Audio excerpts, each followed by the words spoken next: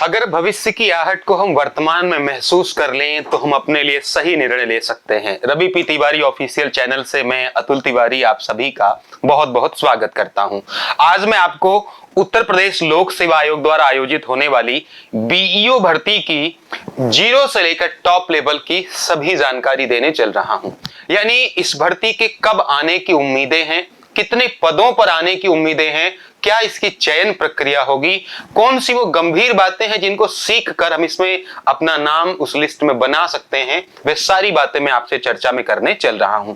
ये वीडियो आपके लिए अति महत्वपूर्ण इसलिए भी रहेगा क्योंकि इस वीडियो के बाद आपके पास कोई भी ऐसा डाउट नहीं होगा जो इस भर्ती में चयनित होने से आपको रोक सकता है। पुनः आप सभी का स्वागत है मेरे यानी अतुल तिवारी के साथ।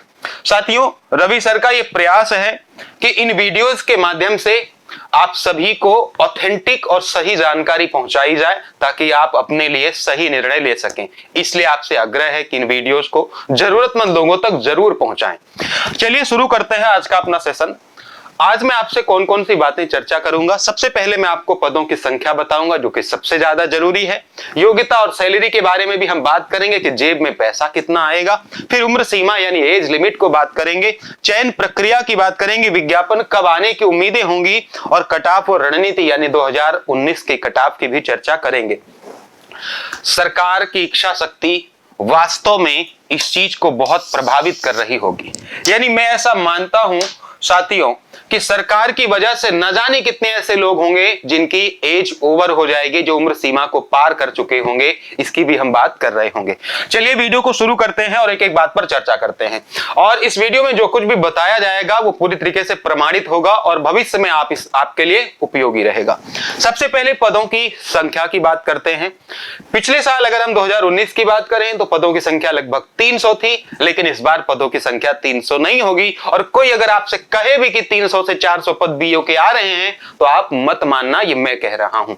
पदों की संख्या लगभग 200 के आसपास होगी। ये पदों की संख्या 2-4 कम भी हो सकती है, ज्यादा होने की उम्मीदें बहुत कम ही हैं। 200 के आसपास ही पद होंगे या 2-4 पद और कम ही हो सकते हैं साथियों, क्योंकि बीओ की इतने पद खाली नहीं हैं और सरकार को भी लगता है, देखो 5 साल से उन्होंने भर्ती नहीं की है क्योंकि उनकी ज्यादा जरूरत ही नहीं लग रही होगी। वरना कौन सी ऐसी भर्ती है जिसको 5 साल ही ना किया जाए और 2 साल से तो सिर्फ इसलिए अटका दिया जाए क्योंकि एक प्यारा सा शब्द इनको मिल गया है, समकक्षता, और उसी के सहारे न जाने कितना इंतजार करवा देंगे।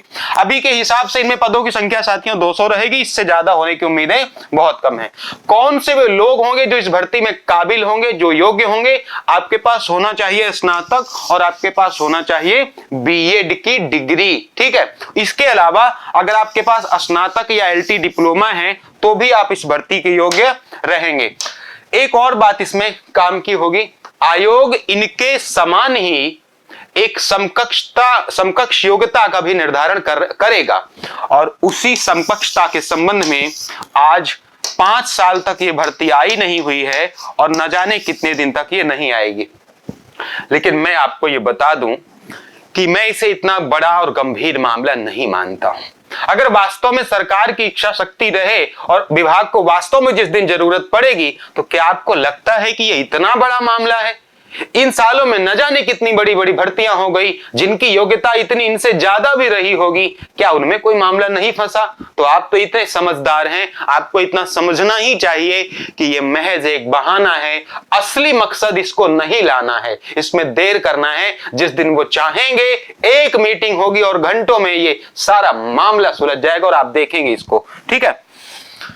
सैलरी कितना आएगा, जेब में पैसा कितना आएगा? 9300 से लेकर 34,800 इसका वेतनमान है और 4800 इसका ग्रेड पे होता है।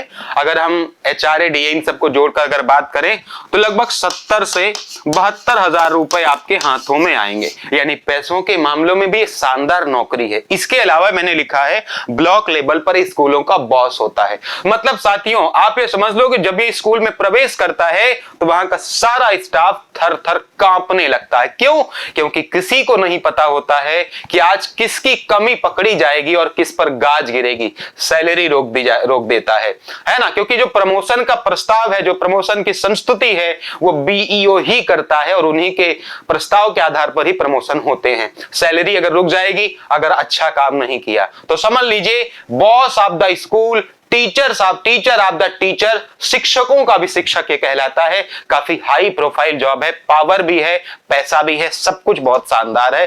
ठीक है, पैसा तो पहले ही दिन से 70-80 हजार मिलने लगेगा। उम्र सीमा 21 से 40 साल इसकी है साथियों, और अगर सरकार मेहरबान रही तो काफी लोग ओवर एज होने से बच जाएंगे और इस भर्ती में शामिल हो जाएंगे। कई सारी बातों के समान होने के बावजूद कौन सी वो चीज है जो आपको लोगों से अलग करेगी, वो ये है कि आप चयन प्रक्रिया को किस तरह समझते हैं और इसको कितनी गंभीरता से आप लेते हैं। देखिए, इसका सिलेक्शन होता है, यानी बीओ बनने के लिए 2 स्टेज में पेपर होता है। एक पेपर होता है साथियों प्री का, और एक पेपर होता है साथियों मेंस का। यानी जो बच्चे प्री देंगे उसमें से 13 गुना लोगों को मेंस परीक्षा के लिए बुलाया जाएगा। क्योंकि ये बहुत शानदार नौकरी है, अधिकारी लेवल की नौकरी है। अब आपकी मेहनत यहां से अधिकारी लेवल की शुरू हो रही होगी, क्योंकि ये जो पेपर है ये केवल एमसीक्यू बेस्ड होगा, है ना। लेकिन ये जो पेपर होगा ये एक लिखित परीक्षा होगी, यानी डिस्क्रिप्टिव पेपर होगा। क्या होगा इसका सिलेबस, कैसे होती है चयन प्रक्रिया, चलिए विस्तार से समझते हैं। सबसे पहले जब आप फॉर्म भर देंगे तो आपकी प्री की परीक्षा होगी, और प्री की परीक्षा में केवल एक टॉपिक पूछा जाएगा, वो है सामान्य अध्ययन यानी जीएस। एक सब्जेक्ट जीएस, केवल जीएस पूछा जाएगा, और जीएस के साथियों 120 प्रश्न पूछे जाएंगे। 300 अंकों का ये पेपर होगा, और एक प्रश्न के लिए 2.5 अंक आपको दिए जाएंगे, और समय मिलेगा 2 घंटे का। सामान्य अध्ययन का जो सिलेबस होगा वो आपके यूपी पीसीएस, आपके आरओ और लोक सेवा आयोग की जो भर्तियां होती हैं उन्हीं के समान ही होगा। यानी साथियों, अगर आप में से कोई भी यूपी पीसीएस की तैयारी कर रहा है या आरओ की तैयारी कर रहा है, तो ये निश्चित मान के चलिए कि आपकी बीईओ की तैयारी भी उसी के साथ चल रही है, क्योंकि सिलेबस बिल्कुल सेम है। ठीक है, ऑब्जेक्टिव होगा, ये एमसीक्यू होगा, एमसीक्यू बेस्ड होगा, और ये आपका होगा। इस परीक्षा में जो पास करेंगे, जो इसके कट ऑफ को पार करेंगे, ऐसे 13 गुना लोगों को आयोग मुख्य परीक्षा के लिए बुलाएगा। अब आप हम सभी को थोड़ा सा सीरियस होना पड़ेगा, क्योंकि मुख्य परीक्षा वास्तव में मुख्य परीक्षा की तरह है। इसमें 2 सेक्शन होते हैं। पहला सेक्शन होता है जीएस का, और दूसरा पेपर होगा हिंदी का। जीएस में कुल 40 प्रश्न आते हैं। ठीक है, 40 प्रश्न, जिनको 3 सेक्शन में बांटा गया है। 10 प्रश्न और 20 प्रश्न, 10, 10, 20 और 20, 40 प्रश्न आएंगे। पहले 10 प्रश्नों का जवाब 125 शब्द में देना पड़ेगा, अगले 10 प्रश्नों का जवाब 50 शब्दों में देना पड़ेगा, और अगले 20 प्रश्नों का जवाब 25 शब्दों में देना पड़ेगा। यानी यहां पे आपकी सारी कैपेबिलिटीज टेस्ट हो जाएंगे। आप अपनी बात को कितने कम शब्दों में और सारगर्भित और प्रभावशाली तरीके से कह पाते हैं, उसी के आधार पर आपको नंबर दिए जाएंगे। यहां प्रत्येक प्रश्न 10 अंक का, 6 अंक का और 2 अंकों का होगा। कुल मिला के 200, देखो 10 प्रश्न 10 अंक 100 अंक, इसी तरह इसका क्लासिफिकेशन होगा। इसमें 10 प्रश्न 6 अंक 60, 20 दूना 40, 200 अंकों का आपका ये होगा साथियों जीएस। फिर अगला पेपर होगा हिंदी का, जिसमें पहला सेक्शन सामान्य हिंदी, दूसरा निबंध का होगा, जिसमें 2 निबंध लिखने पड़ेंगे। सामान्य हिंदी भी आपके 100 अंकों की होगी, और आपका जो निबंध है वह भी आपके 100 अंकों का होगा। 2 निबंध लिखने पड़ेंगे। इन दोनों के लिए आपको 2 घंटे का समय मिलेगा, और 200 अंक आपके लिए निर्धारित होंगे। कुल मिला के 400 अंकों की मुख्य परीक्षा होगी। तो ये वो असली बाधा है। यानी अगर आप सारी योग्यता रखते हैं, आपकी उम्र भी है, आपने पढ़ाई भी की है सारी चीजों, तो कौन सी चीज है जो वास्तव में आपको चयनित कराएगी? तो वो केवल 2 चीजें हैं, प्री का ये सिलेबस और मुख्य परीक्षा का ये सिलेबस। यहाँ वास्तव में मेहनत है, यहाँ आपके सारे जो गुण हैं वो टेस्ट कर लिए जाएंगे। लिखने की क्षमता, आपके विचारों को अभिव्यक्त करने की क्षमता आप यहाँ पे है ना परखी जाएगी। ये बाधा है जिसको आपको तैयार। विज्ञापन कब तक आएगा साथियों? तो विज्ञापन अगर आयोग की इच्छा रही, अगर सरकार की इच्छा रही, तो विज्ञापन आपको सितंबर अक्टूबर तक देखने को मिल सकता है। इतनी जल्दी तो हम उम्मीद नहीं कर सकते, सितंबर अक्टूबर तक उम्मीद कर सकते हैं। लेकिन इसमें एक शर्त बता दे रहा हूं, स्टार मार्क भाई, क्योंकि हमारा जो मामला है वो समकक्षता का है। ये समकक्षता का शब्द जिस दिन स्पष्ट हो जाएगा, है ना, ये क्लियर हो जाएगा उसी दिन ये भर्ती आएगी, और ये डिपेंड करता है सरकार की इच्छा शक्ति पर। अभी की उम्मीदें सितंबर अक्टूबर की हैं, लेकिन ये आगे भी बढ़ सकती है, क्योंकि हम सरकार से बड़े नहीं हैं, सरकार हमसे बहुत बड़ी है ना। अगर नहीं बड़ी होती तो क्या 5 साल हम इंतजार करते? बिल्कुल नहीं करते। हम थोड़ी चाहते कि 5 साल बाद भर्ती आए, हम तो चाहते हैं कि हर साल भर्ती आए। तो वो तो हमसे बड़े ही हुए ना, क्योंकि वो देने वाले हैं। 5 साल नहीं दिए, 1 साल और नहीं देंगे, ठीक है। तो इस पे थोड़ा इंतजार करना पड़ेगा। कट ऑफ की बात करूं, बहुत ज्यादा इस पे चिंता का विषय नहीं है, क्योंकि पिछले साल 300 पद थे, तो ये जो कट ऑफ है वो 300 पदों पर है। इस साल कंपटीशन भी बढ़ेगा, नंबर ऑफ पोस्ट भी कम होंगी, तो ऑब्वियस सी बात है कट ऑफ का लेवल ऊपर ही जाएगा। पिछले साल अगर हम देखें तो ओबीसी के 66 प्रश्नों पर हुआ था, यूआर के 55 प्रश्नों और यूडब्ल्यूएस को 61 क्वेश्चन लगाने पड़े थे। अब इसमें बड़ा मिसमैच है, इसको मत देखिए, क्योंकि कैटेगरी वाइज 2019 वो साल था जब ईडब्ल्यूएस पहली बार इंट्रोड्यूस हुआ था, तो वहां पे इसलिए कट ऑफ ज्यादा चली गई, कुछ ऐसा मामला है, और कई बार ऐसा होता भी रहता है।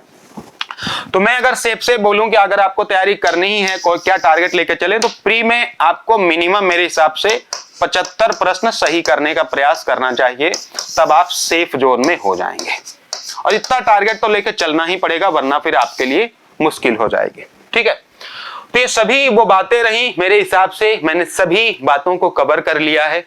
और जो भी इस संस्था का प्रयास है, जो रवि सर का प्रयास है कि आपको भर्तियों के बारे में सही और सटीक जानकारी दी जाए, वो जारी रहेगी।